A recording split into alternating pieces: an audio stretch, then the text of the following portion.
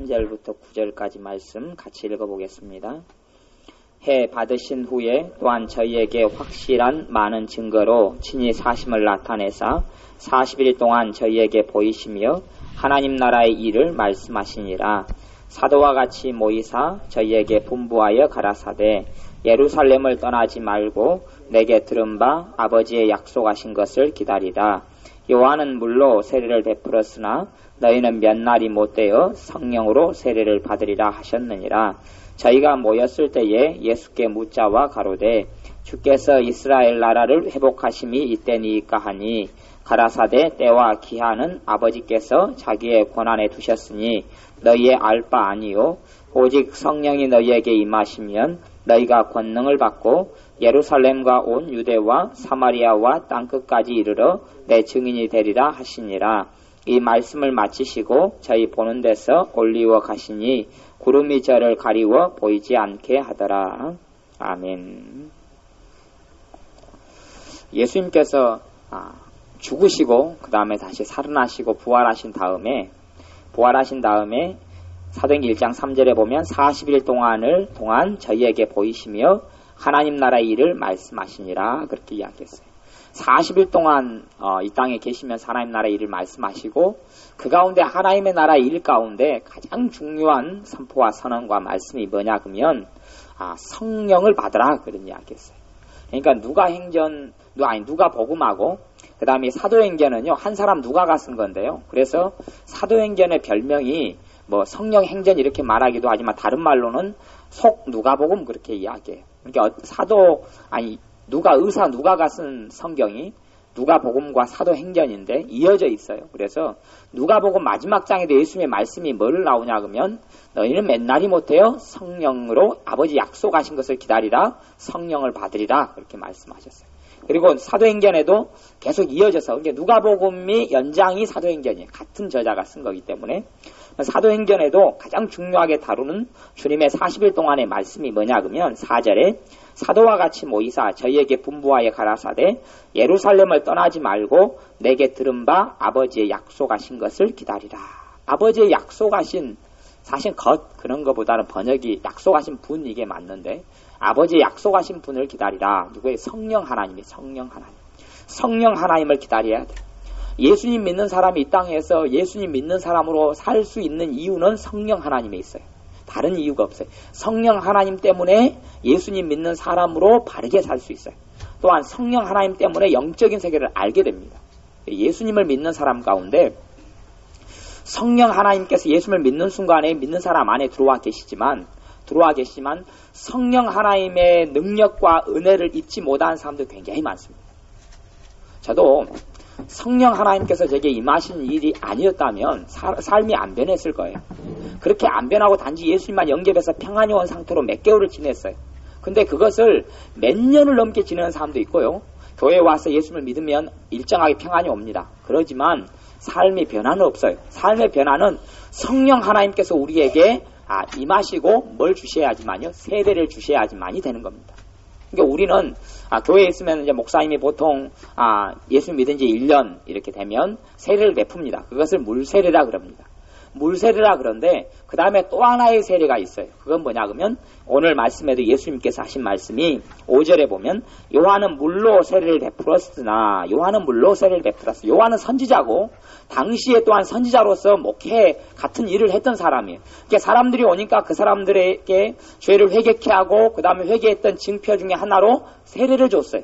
그러니까 세례단 말은 무슨 뜻이냐 하면 우리같이 약식 세례가 아니라 거기서는 요단강이 있으면 요단강에 흐르는 데서 사람을 데리고 가가지고 그래서 본래 세례라는 말이 아니라 영어로 하면 뵙티즘이다 그래가지고 침례라는 게 뭐냐 그러면 사람 물속에다 확 담가가지고 물속에 안에다 잠수를 시켜서 끄집어내는 거예요. 내서 잠수하기 전에 사람과 물속에 담갔다가 나오는 사람이 다르다는 것을 선언하고 선포하는 거예요. 그게 세례고 그 세례를 물세례다 그렇게 이야기해요. 그러니까 그런 것을 행하는 데가 이제 우리 장로교는 그렇게 안 행하고 침례교라는 데가 그렇게 행해요. 침례교는 한국에서는 좀 숫자가 적은데 전 세계적으로는 오순절 하나님의 성에 이른 오순절 교단 그 다음에 두 번째로 커요. 침례교가. 전 세계 인구 가운데 장로교는 최고 작은 규모에 속해. 한국만 장로교가 전부 다 깔려 있지만 전 세계는 주로 하나님의 성회나 오순절교단과 침례교가 거의 장악하고 있는데 기독교 중에서. 근데 침례교는 사람을 물속에 담궈요. 그리고 뭐 하나님의 성회나 이런 여의도 순복음교 조영기 목사님 이런 계열도 사람을 물속에 담궜다 끄집어내요. 이것이 성경적으로 하면 이 침례가 맞아요. 근데 이제 한국적인 상황에서는 이렇게 되기가 여건상 맞지 않잖아요. 여건상 맞지 않으니까 잘 하는 데는 이제 강을 찾아가지 않고 목욕탕을 빌리는 데도 있고 또 큰 교회는 침례실을 따로 만들어요. 그래가지고 침례 줄 때 담그고 뭐 조영기 목사님 같은 경우는 그 침례 주다가 그냥 사람 죽을 뻔했다 그러더라고요. 왜냐하면 한겨울에 침례를 주니까 한겨울에 강물을 깨고 얼음을 깨고 사람이 한 명 들어갔다 얼른 나가서 수건을 닦으면 되잖아요. 근데 한꺼번에 100명씩 50명씩 주려면 그 얼음 추운 데서 덜덜덜 떨고 있다가 막 한 번 침례 주고 나면 몸이 알아 누웠다 그래요. 그러니까 그것이 이제 그러니까 이제 나중에는 그래서 이제 크게 지으면서는 자천해서 했는데 초기에는 그렇게 했어요. 항상 그 위에 천막교회 하고 그럴 때는 이제 그렇게 해 나갔어요. 크게 되면서부터는 자치 안에 이제 큰 건물들을 만들죠. 근데 그렇게 이제 물세례를 주는데 사실은 물세례를 그렇게 물속에 담궈서 풍덩 담가서 끄집어내느냐 또 담그는 것도 뭐 예를 들어서 한 번 담그는 데도 있고 3번 담그는 데도 있어요. 한 번 담그냐 3번 담그느냐 아니면 손에 물을 목사님이 조금 묻혀가지고 조금 얹고 약식세례로 끝내느냐 또 옛날에 교회사를 공부해 보면 사람이 한꺼번에 5,000명이 막 하나님께 돌아왔을 때는 5,000명 한꺼번에 세례 줄 수 있어요 없어요? 솔직히 아니라 그 현실적으로 가능하지 않아요. 그러니까 그때는 또 심지어는 주수를 했다 그래요. 주수가 뭐냐 그러면 호수로 뿌려버리는 거죠. 호수로 뿌리거나 아니면 바가지에다 물을 따가지 뿌려버리는 거예요. 그러니까 그렇게 교회사 기록들이 있어요. 그러니까 이게 그러니까 중요한 건 세례가 중요해요. 세례가 중요한데 우리 물세례가 굉장히 중요한데 물세례보다 더 중요한 건 무슨 세례다고요? 성령 세례다는 이야기. 성령 세례는 성령님이 직접 오셔서 우리를 어디 안에 담가버리는 거예요? 성령님의 은혜 속에 담갔다 끄집어내는 거예요. 그 다음에야 우리가 예수를 믿는 사람으로서 변화가 일어나고 달라지게 되고 그 다음에 영적인 세계를 알게 되고 보게 됩니다. 그때부터 은사도 오고 사실은 성령 세례가 임한 다음에야 기도 응답도 제대로 받게 되고 때로는 성령님의 감동도 알게 되고 하나님의 응답도 받게 되고 하나님의 음성도 내적인 음성 내 생각이나 마음속으로 오는 음성이나 감동도 있게 됩니다. 그전에는 영적인 세계를 아무리 이야기해도 성령으로 세례받지 않은 사람은 영적인 세계를 모르게 돼요. 된다고 구원이 없다거나 예수를 안 믿는다는 사람이 아니라 그래서 성령으로 세례받는 것은 굉장히 중요한 거예요. 그것은 정말 신앙생활에 있어서 기초 중에 기초예요. 기초 중에 기초가 그래서 히브리서에 보면 신앙생활하는 기초를 이야기. 이 기초가 튼튼해야지 깊은 하나님을 섬김이 가능해요. 근데 첫 번째 기초가 뭐냐 그러면 회개. 그래서 히브리서에 보면 죽은 행실을 회개함과 그리스도의 도의 초보 기초를 이야기하는데 회개. 그러니까 회개를 부단히 하고 살아가는 사람 이런 사람이 영적으로 성숙하고 자라가게 되고 주님을 깊이 만나고 알게 됩니다. 그래서 회개라는 것이 우리의 삶에 깊이 뿌리를 내려야 돼요. 그리고 회개도 어제같이 우상숭배나 다루면 우상숭배에 철두철미하게 회개해야 되고 또 겸손과 교만을 다루면 교만에 대해서도 회개를 해야 돼요. 그러니까 가령 교만도 뭐 사람마다 다 이제 저도 오늘 그 변수 목사님 설교를 들어보니까 그 일리가 있더라고요. 근데 사람마다 교만이 다 양상이 틀리다 그러는 게 있어요.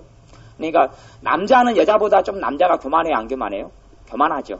어떤 면을 교만하냐 그러면 난 남자인데 그런 자존심이 남자 자존심이 있어요. 그래서 믿는 사람 가운데 여자들이 좀 많고 남자가 적은 이유가 남자로서 자존심이 있기 때문에 그런 이유가 있어요. 또 얼굴이 좀 이쁜 사람은 어떤 교만이 있어요? 그걸 이쁨표 교만 그렇게 해요. 얼굴이 이쁜 사람은 내가 인물이 좀 낫는데 그러니까 이쁜 여자들은 이쁜 값을 한다고 이쁜 처녀들이 시집 가려고 하면 항상 나도 인물값을 좀 하는데 왜 나한테 이런 남자밖에 안 되느냐 그렇고 그 다음에 이제 또 학교표 교만도 있어요. 옛날에 제가 교생 실습을 했는데 저는 이제 순천대 사범대고 전남대 학생을 하나가 이제 12명 가운데 하나 교생이었는데 제가 교생 대표였고 여학생인데 고등학교를 내내 다니면서 반에 들어갈 때마다 이 친구가 이 여자가 이 여학생이 뭐라고 이야기하냐 그러면 나머지 사람들은 다 순천대 출신인데 나만 전남대고 나만 똑똑하다 그렇게 이야기하는 거예요. 근데 사실은 우리 순천대 사범대가 딴 데서는 몰라도 순천 사범대가 전남대 그 과보다 훨씬 센 과거든요. 점수가 높고 똑똑한 사람들이 더 모인 거거든요. 근데 자기만 전남대는 게 무슨 교만이에요? 학교표 교만이 있어요. 또 지역에도 살면 여수 같은 사람은 이 지역에 내가 어느 출신인데 이런 교만이 없을 거예요. 근데 저는 뭐 그런 걸 덜 가지는데 여수에 사는 사람들은 막 여수 고등학교, 여수 여고 보면 학교표 교만을 가지고 있는 사람도 있어요. 나 여수 고등학교 몇 회 출신이고 여수 여고 몇 회 출신이다. 그런 거 있고. 우리 안집사님은 그런 게 안 하시지만 그 서울 사람들은 서울표 교만이 있어요. 우리는 이제 안집사님 갖고 놀려먹죠. 그 해변가에 가면 이것도 파래도 모르고 톳도 모르고 고동도 잘 모르고.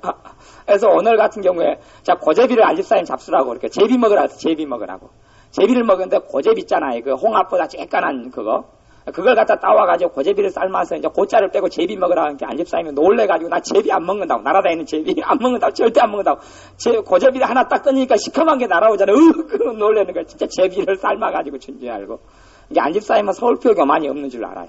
근데 서울 사람들에 가면 제가 서울에서 학교를 다녔잖아요. 그러니까 신학 대학원을 다닐 때 서울 사람들은 여수 사람이다 그러면 여수가 어디 붙었느냐 그거 절대 그걸 모르고 그 다음에 시골 사람이구나. 그러면 제가 여수 사람이다 그러면 그때 대부분 하는 말이 뭐냐 그러면 어쩐지 촌스럽더라 그렇게 이야기해요. 어쩐지 옷 입는 것도 촌스럽고 이게 제가 이제 전라도 어디에서 나 서울 사람이다 그랬으면 아마 그 사람도 그렇게 이야기했을 거예요. 어쩐지 좀 그 말투도 서울 말투고 뭐 그러더라 그렇게 이야기했을 거예요. 근데 제가 여수 사람이다 그러니까 서울 사람이 어쩐지 촌스럽더라 그러면 서울표 교만이 있는 것이죠.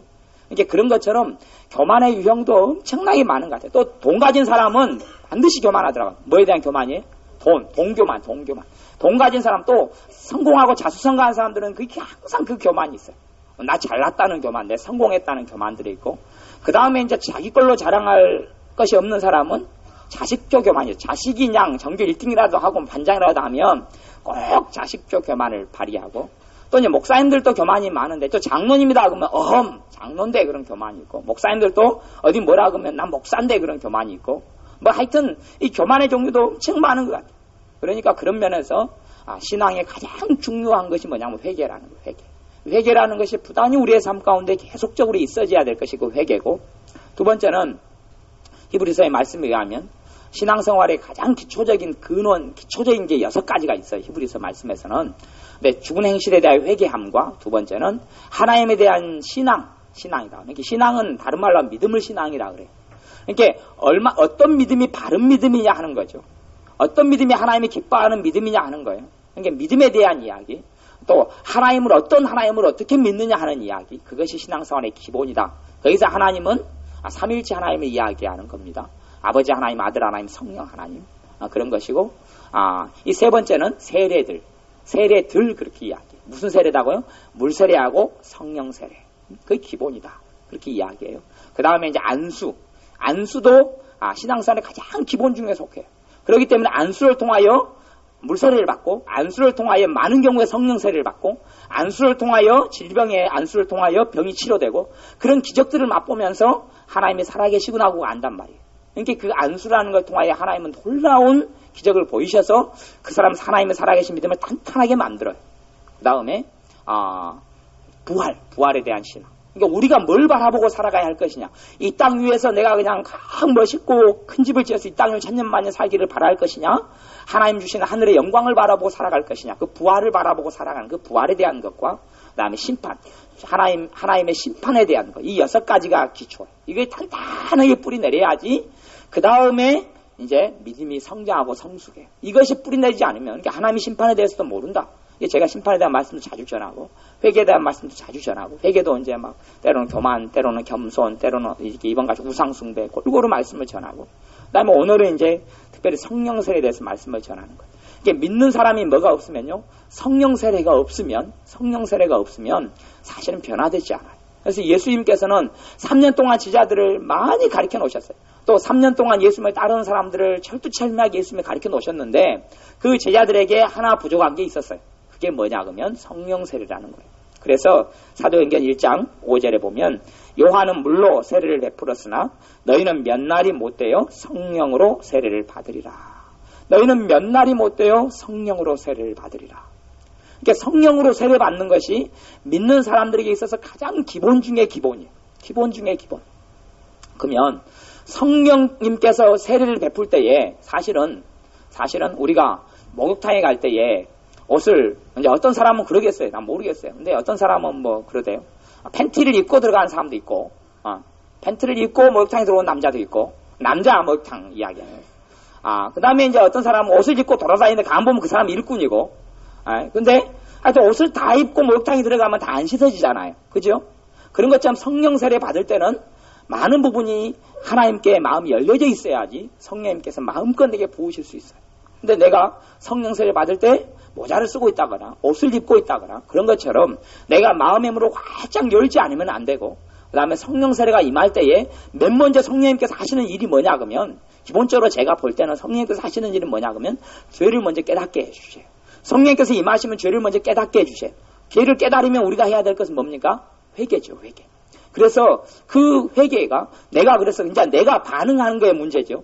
성령님께서 임하시고 역사하셔서 죄를 깨닫게 해주시면 죄를 깨닫게 해주시는 걸 따라서 내가 일일이 생각나게 하시는 대로 생각이 난단 말이에요. 이제 죄를 깨닫게 하시면 하나가 이 죄가 느껴지고 알아져요. 그러면 내가 이제 거기서 선택하는 거예요. 내가 죄를 회개할 수 있고 안 할 수 있고. 주님 이거 잘못했습니다. 회개하면 성령님께서 그 다음에 2차로 또 죄를 깨닫게 하세요. 또 생각나게 하셔요. 그러면 또 잘못했습니다. 그러면 또 생각나게 하시고, 그러면 또 회개하고. 거기에서 얼마나 이제 성령님께 주시는 것을 받아주고, 한참 성령님께 생각나게 하시다가, 또 죄를 생각나게 할 때, 이건 아니야. 그리고 내가 회개를 멈춰버리면, 깨끗함에 거기서 멈추고, 성령님께서 임하실 때 어느 수준만큼요? 회개의 수준만큼밖에 안 임하시는 거예요. 회개의 수준만큼밖에 안 임하세요. 변화는 어디 수준밖에 안 일어나요? 회개의 수준밖에. 성령이 그렇기 때문에 성령 세례가 임할 때에는 강도가 틀려요. 사람마다 성령님께서 임하실 때는 강도가 틀려요. 제가 옛날에 어떤 집사님은 남편이 맨날 술 마시고 오면 그냥 각시를 두드려 팼어요. 막 그냥 너무 두드려 패니까 이 각시가 이제 저녁 되면은 너무 서글프고 힘든 거예요. 힘든데 어느 때부터 교회를 다니게 됐어요. 그러니까 교회를 다니게 되면서부터는 참 이게 사는 낙이 없거든요. 사는 낙이 없어요. 근데 어느 날 목사님 설교를 통해서 성령 세례를 받으면 사는 게 재밌어진다고 들었어요. 그러니까 그게 뭔지 모르는데 받아보고 싶잖아요. 그래서 옛날에는 다락이 집집마다 있었어요. 집 방 위에다가 다 다락을 만들었어요. 옛날 집들은 다 다락을 만들었어요. 다락에다가 이제 보관 창고 되지만 여름에는 또 그 다락에 자기도 하고 다락으로 올라가서 남편이 코 골고 잘 때 한구탱이 맞고 눈탱이 밤탱이 돼가지고 이제 밤에 이제 한밤중에 올라가 남편 또 시끄럽게 하면 안 되니까 올라가가지고 이제 기도를 하기 시작했어요. 자기도 그 성령 세례라는 걸 달라고. 근데 그것을 이제 몇 달을 했는 모양이에요. 몇 달을 한 다음에 놀랍게 성령님께서 임하셨어요. 그리고 이 여자의 삶에 얼굴을 광채가 나게 하시고, 왜 밝아지니까, 기쁨이 샘솟듯이 일어나니까. 그리고 기쁨이 생겨나고, 남편이 그전에는 주먹 맞으면 무서워가지고 꿈터로 도망가고 쫓겨갔는데 담대함이 생겨나고, 또 지혜가 생겨나고, 남편이 말하면 딱 조용하게 이야기하면서 남편을 차라리 그냥 딱 잡아버릴 정도로 그렇게 은혜를 주셨어요. 그렇게 놀랍게 성령 세례가 임했어요. 그러면 몇 달 동안 기도했는데 한 석 달인가 그렇게 기도했는데 그 놀라운 성령 세례가 임한 이유가 뭐냐 그럴 때에 이 여자 성도님이 다락방에 밤에 올라가서 기도할 때마다 성령님께서 뭘로 이끌어 주셨어요? 회개로 이끌어 주십니다. 자기도 모르게. 그러니 그렇게 한 석 달 동안 하면서 회개가 충분히 된 거예요. 되니 성령 세례가 임하여서 놀랍게 그때 방언이 터지고 그 다음에 자기 입으로 애언이 나오니까 자기 입으로 나온 애언을 들으면서 소망이 생겨나고 힘이 생겨나고 그리고 기뻐지고 하나님이 성령 세례를 받은 영적인 세계를 그다음 보고 느끼게 됩니다. 그러니 하나님께서 자기 옆에 계시는 것을 주님이 자기와 함께 하시고 자기 편이라는 것을 이 여자 성도님이 알게 된 거예요. 그 다음에는 삶이 바꿔지고 결국 몇 달이 못 되어서 남편도 주님을 믿게 되고 그리고 남편이 성령 세례를 받기 위해서 같이 기도하고 그것이 몇 달 지난 다음에 남편도 성령 세례를 받아서 술이 끊기고 삶이 변화가 되었어요. 예수님을 믿는 사람 가운데 그래서 가장 믿는 것의 초보가 뭐냐 그러면 세례들이 아까 6가지 중에 초보 중에 하나다 그랬어요. 근데 믿는 사람들이 세례 중에서 세례들 이렇게 나왔는데 제가 옛날에 이 말씀을 한번 나누었죠. 근데 세례들 이렇게 나왔는데 물세례만 아는 경우가 많단 말이에요. 물세례만 알고 그 다음에 성령 세례는 몰라요. 그리고 어떤 교회에서는 예수님을 믿는 순간에 성령님께서 임하셔서 성령께서 같이 그냥 자연적으로 이미 받았다 그렇게 가르쳐보고 잘못 가르치는 데도 있어요. 근데 예수님을 내가 믿는다 해서 성령 세례를 자동적으로 받게 되는 게 아니에요.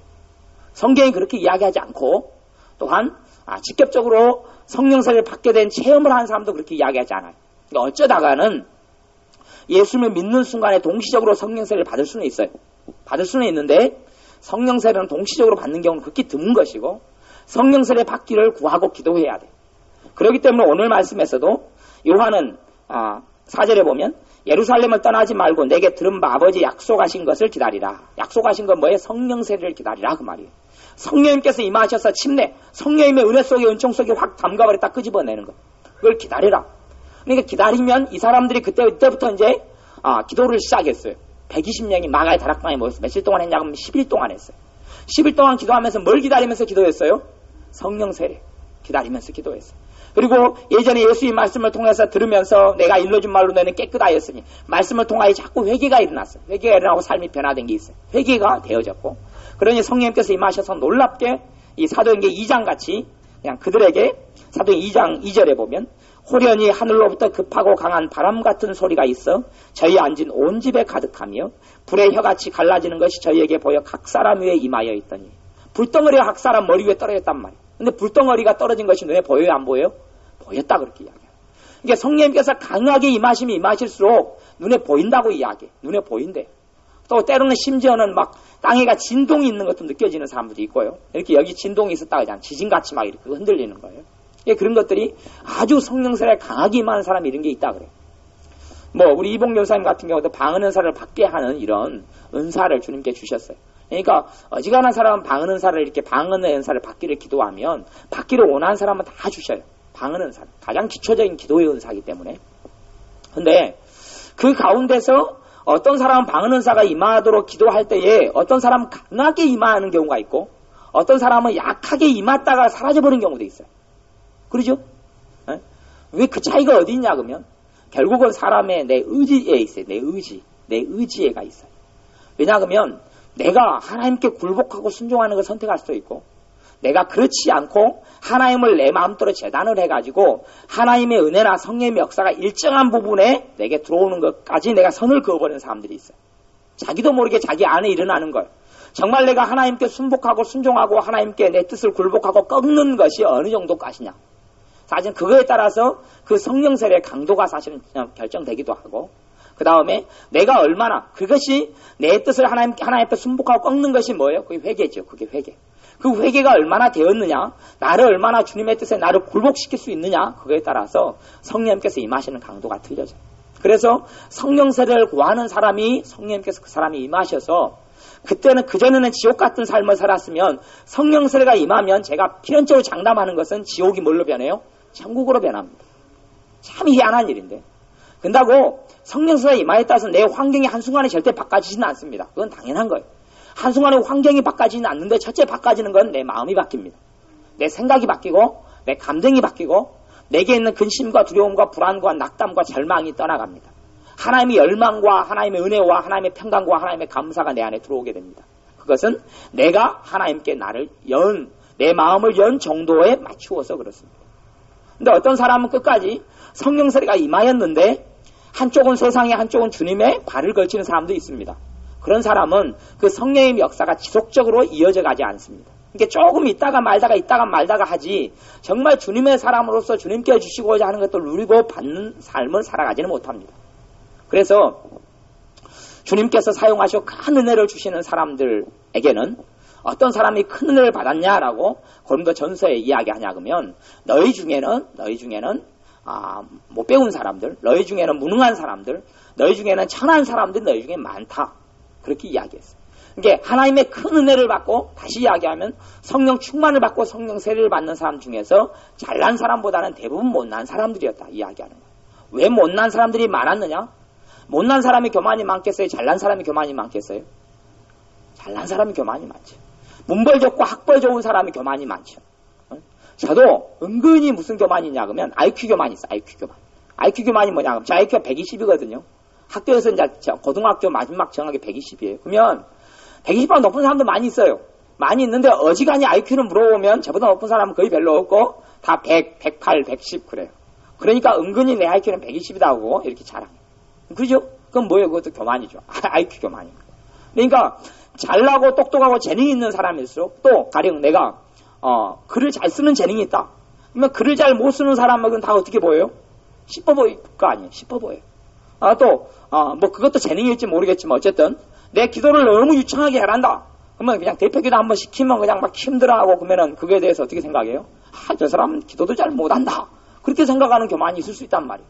이게 별의별 것이 다 교만의 소지가 되고 요소가 되는데 어쨌든 그럼에도 불구하고 가진 재능이 적고 가진 학벌이 적고 가진 재산이 적고 가진 게 적을수록 교만이 덜해요. 교만이 덜하단 말은 하나님의 뜻에 나를 굴복시키고 순종을 시킬 수 있단 말이에요. 과거의 조선시대나 고려시대에는 정치제도가 왕정이었어요. 왕이 통치하고 지배하고 다스렸고 모든 백성은 누구를 섬겼습니까? 왕을 섬겼어요.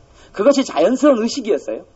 모든 백성이 평생 죽을 때까지 왕이 죽으면 같이 통곡하고 울고 자기 부모가 죽은 것보다 더 통곡하고 울고 왕을 위해서 목숨을 바친 신하들도 아주 많이 있었고 근데 지금 민주주의 사회로 바뀌면서 지금 아직도 왕경치하는 데는 여러 군데 있습니다. 사우디아라비아부터 시작해서 우리나라도 세계적으로 많이 있습니다만은 우리나라 민주주의 국가로 바뀌면서 이제는 대통령 니나 나나 왜 대통령 우리가 뽑는 거니까 혈통을 따라 내려오는 게 아니니까 니나 나나 똑같다 그래서 이제 같이 욕하고 같이 맘먹고 살아가죠. 근데 그것 때문에 하나의 어떤 민주주의 정치가 되면서 단점이 하나가 있는데 뭐냐 그러면 전능하신 하나님과 주님을 내가 왕으로 섬기지 않는다는 이야기.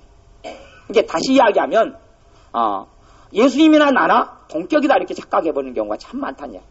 겉으로는 아무도 안 그래요. 겉으로 어떻게 믿는 사람이 예수님이나 나나 똑같다 이렇게 생각하고 말하겠어요. 절대 안 그러죠. 근데 내 안에 속에서 하나님 뜻에 굴복하지 않는다 면이 많다는 이야기는 하나님이나 나나 쌤쌤이다. 그런 것이 사람 안에는 견고하게 자리 잡고 있어요. 또 심지어는 하나님께서 내게 하나님 뜻을 계시해주고 보여주셨을 때에 그걸 순종하지 않는 경우도 저는 무척 많이 봤습니다. 그런다고 이제 주로 하나님의 뜻이 계시되고 보여지는 것이 애언을 통하여 많이 계시되고 보여져요. 애언을 통하여 보여지는데 그런다고 애언이 다 맞는 건 아닙니다. 아무리 정확한 애언을 한 사람도 애언이 다 맞지는 않아요. 애언이 전부 다 맞지는 않습니다. 그러니까 그 성령님께서 주로 역사하시는 정말 성숙한 애언 은사를 받은 사람 그리고 잘 다듬어진 사람 이런 사람은 뭐 많은 경우가 맞고 어쩌다가 몇 개가 틀려요. 이게 이제 바른 애언자고 그 다음에 이제 미혹의 역사를 받거나 양신 역사하는 사람은 많은 게 틀리고 어쩌다가 맞아요. 이 차이가 있어요. 대신 많은 게 틀린 것도 지적하고 가르치셔도 합리화를 시켜버려요. 아니다 그렇게 이야기해요. 몇 가지는 맞아요. 근데 맞는 것이 갈수록 적어지는데 갈수록 합리화가 많이 일어나요. 그 차이가 있지만 그래도 모든 하나님께 그냥 깊이 있는 하나님의 말씀과 음성을 듣는 사람이라 할지라도 다 맞는 게 아니에요. 그래서 가령 옛날에 사무엘 같은 경우도 사무엘 선지자는 선지자이자 왕의 노릇을 했던 제사장의 노릇을 했던 사람이에요. 사무엘 선지자가 다윗에게 하나님의 명령을 받아서 새로운 왕을 뽑으려고 다윗의 집안에 갔어요. 이새의 집에 갔어요. 그럴 때에 사무엘 선지자가 보고 하나님이 정하신 사람, 하나님이 새로운 왕으로 정한 두 번째 왕을 볼 때에 바른 판단했습니까? 틀린 판단했습니까? 틀린 판단을 했어요. 왜냐하면 이새의 아들들 가운데 하나님이 왕으로 지명한 다윗은 없었어요. 없었는데 사무엘이 보면서 이새의 큰아들을 보면서 야, 저 사람 외모가 출중하고 정말 왕감이다. 그리고 생각했어요. 저 사람이구나. 하나님이 왕으로 뽑은 사람이 저 사람이구나. 그리고 딱 했어요. 이 사무엘은 대단한 하나님의 성령이 임하신 사람이고 대단한 정확한 예언을 했던 사람이고 정확한 선지자고 그때 제사장이었어요. 근데 하나님께서 그 사무엘에게 이야기하죠. 네 틀렸다. 네가 틀렸다. 사람은 외모를 보거니와 나는 뭘 보느니라? 나는 중심을 보느니라. 그거 네 틀렸다 이야기. 두 번째 아들을 보니까 두 번째 아들도 그런 것 같아요. 근데 아니다. 버렸다. 세 번째 아들도 보니까 너무 왕 같아. 아니다. 틀렸다. 그러니까 사무엘 선지자도 틀릴 수 있어요? 없어요? 틀릴 수 있어요. 그러니까 우리가 그래서 어떤 애언을 받고 애언을 한다 그것은 훈련이 되어져야 돼. 훈련이 되어지지 않으면 하나님께 아무리 좋은 은사를 받고 뭐 해도 다 틀리게 돼요. 틀린 것이 그 사람이 잘못했다는 이야기를 하는 게 아니에요. 이봉요사에 맨날 하는 이야기가 있어요. 성령님께서 애언을 주실 때에 아는 사람을 만나면 틀릴까봐 안 한다 그러고 아는 사람을 만나면 틀릴 때가 있다 그렇게 이야기해요. 근데 모르는 사람을 만나면 더 애언이 잘 된다고 이야기해요. 왜 그러냐 그러면 아는 사람을 만나면 뭐가 있어요? 선입관이 있단 말이에요. 선입관이 있어요. 선입관이 있기 때문에 아는 사람한테는 틀려버려요. 저는 우리 유순재 사모님이 애언 은사 받은 사람 중에서는 우리나라에서 그래도 하여튼 최고로 잘하는 분에 속합니다. 이분이 1등으로 잘한다는 말은 못하겠지만 저는 하여튼 최고로 잘하는 분 중에 요 송계무수 유순재 사모님 중에 유순재 사모님을 최고의 애언가로 저는 뽑습니다. 그 중에서도 어떤 정도냐 하면 세계적인 애언가 수준입니다. 단지 이제 우리 송 목사님 말씀이 좀 부족한 부분이 많고 너무 율법주의가 강하기 때문에 하나님께서 이 송 목사님의 한계 때문에 유순재 사모님이 더 크게 쓰임받는 것이 한계가 저는 있는 것을 봐요. 그래서 작은 교회들, 작은 기도원들 다니면서 집회를 하고 사역을 하는 한계에 갇혀 있는 걸 제가 봐요. 그럼에도 불구하고 유순자 사모님의 애언은 가장 탁월하고 가장 정확합니다. 그런데도 유순자 사모님의 애언이 다 맞느냐 그러면 다 맞는 건 아니란 말이에요. 다 맞지는 않아요. 유순자 사모님이 어떨 때 애언이 틀린 걸 간혹 보냐 그러면 유순자 사모님도 가령 우리 같으면 우리 집안하고 알아온 지가 93년부터 만나고 얼굴을 봤으니까 15년이 넘었잖아요. 그럼 우리 예언할 때는 틀린 거 간혹 나오는 것을 봐요. 정확하게 이야기는 하지 못하지만 그런 부분이 있어요. 왜 그럽니까? 우리 얼굴을 보는 순간에 선입견이 있어요, 없어요? 있어요. 선입견이 있어요, 작용해. 이 양반 어떻고, 이 성경은 어떻고, 성격은 어떻고, 어떻게 하나님 일을 해왔고, 그걸 본인이 아니까 선입견이 작용을 해. 그러니까 참 제가 재밌는 이야기를 들었는데, 예언을 할 때 그렇게 했다 그래요. 어떤 교회에서, 예언을 훈련을 시켰는데, 그냥 사람 커튼 뒤에 숨겨버렸대요. 커튼. 남자인지 여자인지 누군지도 모르게 사람을 커튼 뒤에 숨겨버리고 애언을 시켰대요. 그러니까 우리가 사람을 보면 뭘 보게 돼요? 얼굴을 보게 되잖아요. 얼굴을 보고 이 사람이 지금 찡그리고 있구나. 이 사람 성격은 어떻겠구나.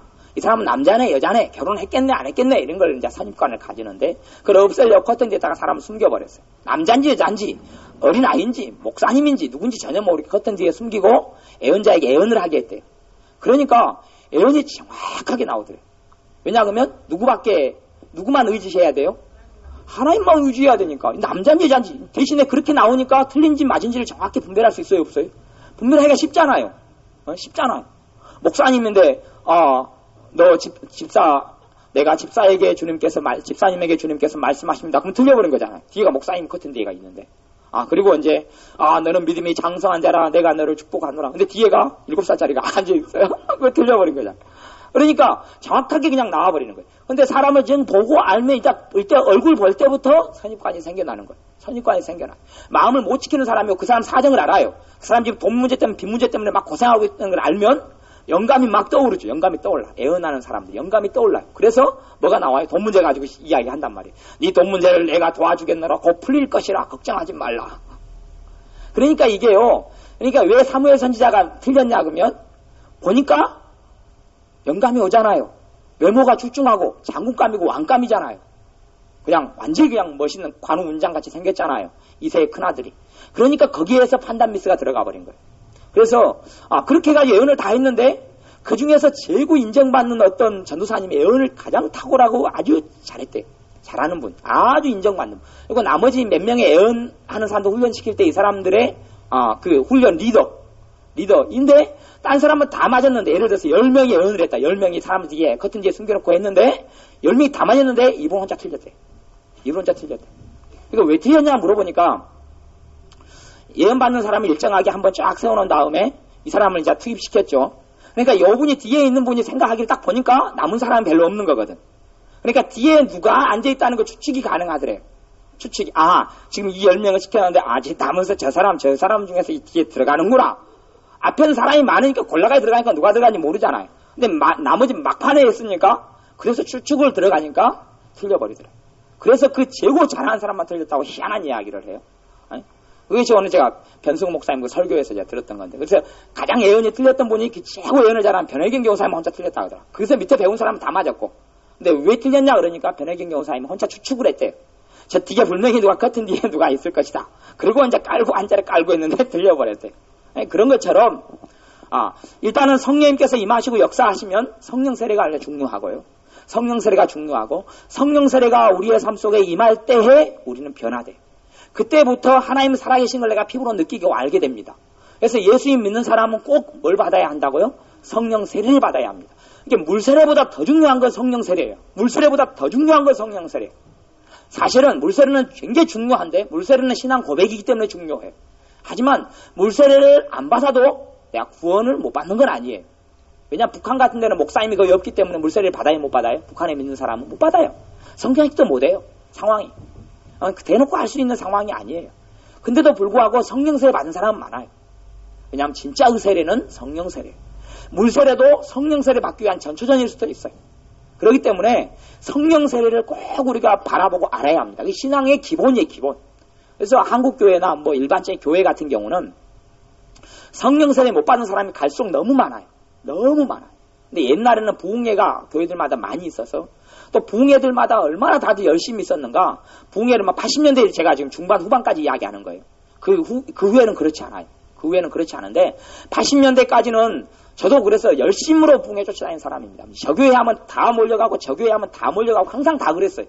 그리고 거기서 말씀은 별거 하나도 없어요. 말씀은 뭐 이상한 이야기만 많이 하는데 그래도 나름대로 은혜 받고 나름대로 기도하고 나름대로 부르짖다가 누구를 받아요? 성령님께서 임하시는 놀라운 일이 많이 있어요. 통곡하고 울고 새벽 2시까지 3시까지 그 자리에서 앉아서 기도하고 울고 회개하고 그러면서 삶의 그 부흥회를 통하여 많이 변화됐어요. 근데 90년도 와서는 이기적으로 변했는가? 교회에서 부흥회를 해도 자기 교회 성도님도 부흥회 절대 안 나오고, 그러니까 옛날에는 한 교회에서 부흥회를 하면 다른 교회 성도님이 다 갔어요. 유행처럼 다 갔어요. 네 교인 내 교인을 따지지 않았어요. 근데 요즘에는 목사님들도 안 보내주죠. 왜? 성도님들이 헌금을 가지고 있는데 어느 교회 헌금을 해버려요? 우리 교회 헌금해야 되는데 저 교회 부흥회까지 헌금하니까 겁난 거예요. 그런 것도 존재한 거예요. 사람 사이니까. 근데 요즘의 부흥회는 또 문제가 뭐냐 그러면 충분히 기도를 않고 충분히 회개를 않고 성령님께서 임하시지 않는 거예요. 우리 송 목사님 부흥회도 그런 면에서 애언이 너무 중심이 돼서 말씀을 가지고 충분히 회개하고 충분히 기도해서 은혜 받을 토양을 만들어야 되는데 회개가 돼야지 회개된 자리에 누가 임하셔요? 성령이 임하셔요. 왜? 성령님께서 구정물 속에 임하실 수는 없잖아요. 성령님께서 똥덩어리 속에 임할 수는 없잖아요. 회개되고 깨끗게 된 자리만큼 임하시는 거예요. 그러니까 성령님이 제일 먼저 하시는 것이 임하시는 걸 먼저 하시는 게 아니고 임하시긴 하지만 먼저 하시는 게 뭐예요? 죄를 깨닫게 하는 일을 먼저 하는 거예요. 죄를 생각나게 하는 거예요. 깨닫게 하는 거예요. 우리가 해야 될 것은 단순하게 그걸 인정하고 고백하는 거예요. 우리가 눈물을 해야 눈물은 하나님이 주셔야지 흘리는 거지. 내가 울고 싶다고 그냥 침 발라가지고 눈에 붙인다고 그게 눈물은 아니에요. 그러니까 그건 문제가 아니라 성령님께 죄를 깨닫게 하시고 생각나게 하시면 우리가 그걸 인정하고 고백하면 죄의 회개가 되는 거예요. 그렇게 해서 쭉 해 나갈 때에 놀랍게 성령님께서 임하셔서 세례를 베푸시고 그 다음에 그래서 성령 세례는 첫 번째 성령님께서 임하셔서 침례 성령님 안에 담갔다가 끄집어내는 것을 첫 번째를 그걸 성령 세례라 그러고 두 번째부터는 성령 충만이다 그렇게 이야기해요. 그 구분을 알아야 돼요. 성령 세례와 충만. 그래서 예수님께서 이 땅에 오셔서 자주 말씀하셨던 것이 뭐냐 그러면 성령 세례를 말씀하셨고 세례 요한도 예수님에 대해서 뭘 증거하냐 그러면 나는 너희에게 물로 세례를 주고 오냐 그분은 오셔서 불과 성령으로 너희에게 세례를 주실 것이다 이야기. 그러니까 성령 세례가 어떻게 임하느냐 불로 임한다. 안에 태워버려 깨끗게 해버리고 정화시켜버려 사람을 변화시켜버리는 거예요. 그게 성령 세례가 임하는 거예요. 지저분하고 더러운 지푸라기들이 있으면 불이 있으면 다 태워보자 한꺼번에 싹 태워버리는 것처럼 성령님께서 임하시면 그렇게 임하신다고 이야기해요. 그 다음에 성령님께서 임하시면 8절 말씀해 보면 오직 성령이 너희에게 임하시면 너희가 권능을 받고 예루살렘과 온 유대와 사마리아와 땅끝까지 이르러 내 증인이 되리라. 성령님께서 임하시면 자기 목숨을 걸고라도 예수님을 부인할 수 없어져요. 다 100% 그런 건 아닙니다. 일반적인 것을 이야기해요. 일반적으로 성령님께서 임하셔 세례를 받으면 영적인 세계가 보이기 때문에 주님이 자기 목숨보다 중요한 분으로 변해집니다. 변해가요. 주님은 정말 중요하고 주님을 섬기는 건 너무 중요하고 주님을 위해 사는 것은 너무 중요한 걸 알게 되어져. 왜 그러냐 그러면 하나님의 실체를 내가 알기 때문에 전능하신 하나님의 성령 세례가 임할 때부터는 영적인 세계가 느껴지고 알아지니까. 왜냐하면 내가 성령 세례를 받기 전에 믿는 사람들은요 영적인 세계가 안 보여요. 그러니까 뭐밖에 안 보입니까? 보이는 세계밖에 안 보여요. 천국 있다, 지옥 있다 그래도 이건 어쨌든 그렇지 이런저런 시적으로 그래 하지만 실제로는 그렇지 않아요. 근데 성령 세례를 받은 사람은 그걸 명확하게 알게 됩니다. 왜냐 하나님의 역사와 성령님의 역사와 성령의 역사에 대한 은사들이 나타나고 그다음에 하나님의 때로는 성령의 음성이 들리기도 하고 하나님의 살아계심을 피부로 느끼도록 체험하기 때문에 이건 보이는 세계가 중요하지 않고 보이지 않는 세계가 더 중요하다는 걸 피부로 알게 됩니다. 그러면 보이는 세계는 잠깐이고 보이지 않는 세계는 영원한 것인데 그 사람이 무슨 선택을 하겠습니까? 보이는 세계를 위해 살겠습니까? 보이지 않는 세계를 위해 살겠습니까? 보이지 않는 세계를 위해 삽니다. 그렇게 결정할 수밖에 없어요. 하나님께서도 제게 93년도에 새벽에 기도하고 있었는데 군대에 있을 때 하나님께서 제게 오셔서 제 마음속에 말씀하셨어요. 너가 나를 위하여 그때가 93년 4월인가 그랬는데 봄이었는데 너가 나를 위하여 너 인생을 보내지 않겠느냐라고 말씀하시다. 제 마음속에 말씀하셔서 거의 뚜렷한 음성으로 오니까 귀에 들리는 음성은 아니고 마음속에 뚜렷하게 와요. 그러니까 제가 그때 한 새벽 6시나 이제 5시에 새벽 기도하면 이제 기도 예배 말씀 끝나고 예배 끝나고 기도를 한참 하고 있을 때 그래서 제가 뚜렷한 음성에서 주님께 제가 그렇게 이야기해요. 주님, 한번 생각해 보겠습니다. 생각해 보겠습니다. 그리고 그 자리에 생각을 했어요. 왜냐 그러면 저는 성령 세례를 87년에 받았던 사람이거든요. 그러니까 영적 세계를 보고 알아요. 보고 알아요. 그러니 대관절 내가 보이지 않는 영원한 걸 위해서 사는 것이 살아가기를 주님이 요구하시는데 그걸 위해서 내 인생을 투자할 것이냐? 아니 보이는 세계를 위해서 내 인생을 투자해서 밥 먹고 밥 벌어먹고 직장이나 직업이나 물질적으로 성공하고 살 것이냐? 그걸 제가 계산해봤어요. 그 계산하는 시간이 제 생각으로는 몇 분 안 됐을 거라고 생각해요. 기껏 5분이나 생각하는 시간이 짧았어요. 5분이나 하여튼 몇 분은 됐을 거예요. 그 다음에 결론을 제가 영적인 세계를 보고 느끼고 알았던 성령세를 받았던 사람이기 때문에 제가 주님께 그러겠습니다. 주님을 위해 살겠습니다. 계산해보니까 주님을 위해 사는 게 더 훨씬 더 남는 장사인 것을 제가 그걸 결론을 그렇게 내려서 주님을 위해 살겠습니다. 라고 그때 하나님의 부르심의 소명에 제가 그렇게 응답을 했어요. 근데 성령세를 받지 않은 사람들은 그렇게 응답할 수가 없어요. 또 성령세를 받았다 할지라도 참 그 표현이 애매한데요. 애매한데 그냥 어떻게 표현하자면 그렇게 말할 수 있을 것 같아요. 반쪽 성령세례. 이렇게도 저는 표현한다고 봐요. 실제인 현상이 그거니까. 성령님께서 분명히 그 사람의 방언도 주고 예언 은사도 주고 뭣도 주고 그래서 하나님 사랑이시 아는데 너무 자아가 강하고 교만이 강하고 자기를 주님 앞에 순종을 못 시키는 사람들도 굉장히 있어요. 그러니까 이런 사람을 볼 때 이 사람이 과연 성령세례를 안 받았다고 말할 수는 없고 받긴 받았는데 반쪽이다. 그것을 에스겔 성경에서는 뭐라고 이야기하냐 그러면 물에 들어갔는데 발목만 담갔다. 발목에서 더 들어갔는데 무릎까지 담겼다. 무릎에 담겼는데 허리까지 담겼다. 허리께 담겼는데 그 다음에 헤엄칠 만큼 담겼다. 그렇게 이야기해요. 그러니까 분명히 발목까지 물에 잠긴 것이 물에 들어간 겁니까? 안 들어간 겁니까? 물에 들어간 거죠. 물에 들어간 거잖아요. 물에 들어간 건데 그거 참 물에 들어갔는데 저게 물에 안 들어갔다 말할 수는 없고 물에 들어갔는데 참 상태가 어정쩡한 상태죠. 정말 어느 선까지 가야죠? 담궈버려야 되는데 그러니까 많은 사람들이 안 들어간 사람도 많고 그다음 들어갔다 해도 발목이나 무릎이나 허리 정도 돼도 반쪽이지 반탕이죠. 그리고 이제 물에 잠기면 헤엄칠 만큼 끝까지 그냥 확 이제 덮쳐버려야지 사실은 온전한 성령세례인데 이론적으로 이제 명문상으로 이야기하자면 그래요. 그런 것처럼 실제로 많은 사람의 성령세례를 받는데 자기를 완전히 포기하고 내어드리지 않기 때문에 진정한 놀라운 하나님의 은혜와 그분의 은총과 그분의 사랑 속에 깊이 있게 빠져들어가지를 못하는 걸 보고요. 그 다음에 많은 사람들이 성령세례가 뭔지를 몰라요. 성령세례가 뭔지를 몰라요. 성령세례가 교회에 대해서 가르치질 않아요. 거의 가르치질 않아요. 가르치질 않는데 너희가 예수님을 알지 못하는데 어떻게 예수님을 부르겠느냐 하는 로마서 말씀처럼 성령세례를 알지 못하는데 하나님께 성령세례를 주십시오? 할 수 있어요? 없어요? 그게 없다는 이야기. 그래서 누가복음에는 하늘에 계신 천부께서 구하는 자에게 성령을 주시지 않겠느냐라고 말씀했어요. 구하는 자에게 누구를 보내주신다고요? 성령님을 보내주신다고 이야기했어요. 그러니 하나님의 자녀가 받아야 될 가장 큰 최상의 축복은 첫째는 구원이고 내가 하나님 자녀가 가서 천국 가는 것이고 두 번째 축복, 이 땅에 살아가는 두 번째 축복은 성령님이에요. 성령님은 우리에게 은사이자 축복이고 이 땅을 살아나갈 때 내 주님이에요. 내 인생과 삶을 주관하시고 이끌어가시고 도우시는 분이에요. 그러니 믿는 사람들은 성령세례를 간절히 원하고 구해야 합니다. 그 다음에 성령세례를 이미 받았던 사람은 그 은혜를 많이 소멸시키고 약화시킨 사람은 뭘 받아야 돼요? 에베소 5장 말씀처럼 성령의 충만을 받아야 합니다. 충만을 받을 때도 필요한 게 뭐겠어요? 회개죠. 회개.